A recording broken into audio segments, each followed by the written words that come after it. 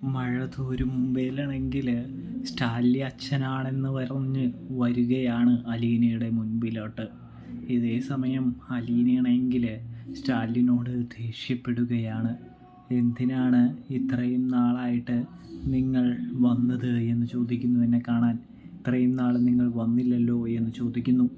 ഇതേ സമയം നമ്മുടെ സ്റ്റാലിനാണെങ്കിൽ താൻ അറിഞ്ഞിരുന്നില്ല തനിക്ക് ഇങ്ങനെ ഒരു മകളുണ്ടെന്ന്.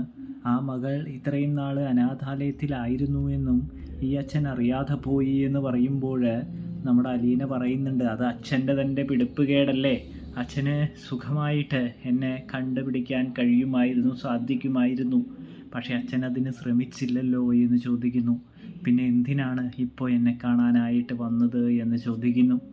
അത് കേട്ടതും നമ്മുടെ സ്റ്റാൻലി പറയുന്നുണ്ട്, ബാലചന്ദ്രൻ പറഞ്ഞതുകൊണ്ടും എനിക്കിങ്ങനെ ഒരു മകളുണ്ടെന്ന് ഞാൻ തിരിച്ചറിഞ്ഞപ്പോൾ നിന്നെ സ്വീകരിക്കാനായിട്ട് വന്നതാണ് മോളെ. നീ ഈ അച്ഛൻ്റെ അവസ്ഥയൊന്ന് മനസ്സിലാക്കണമെന്ന് പറയുമ്പോൾ നീ അച്ഛനോട് സത്യങ്ങളൊക്കെ പറയ്.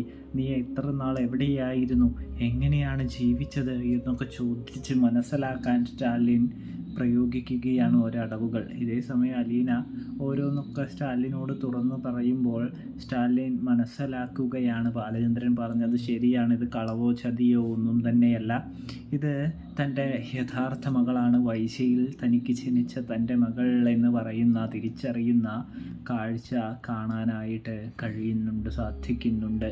ഇതേ സമയമാണെങ്കിൽ സ്റ്റാലിനാണെങ്കിൽ മകളെ ചേർത്ത് പിടിക്കാൻ ശ്രമിക്കുമ്പോൾ അലീന ഒരുപാട് ചോദ്യങ്ങൾ സ്റ്റാലിന് നേരെ ചോദിച്ചുകൊണ്ടേയിരിക്കുകയാണ്. ഒടുവിൽ സ്റ്റാലിൻ ആ ചോദ്യങ്ങൾക്കെല്ലാം അലീനയ്ക്ക് വ്യക്തവും കൃത്യവുമായ ഉത്തരം നൽകുകയും ചെയ്യുന്നത് കാണാനായിട്ട് സാധിക്കുന്നുണ്ട്. അപ്പോൾ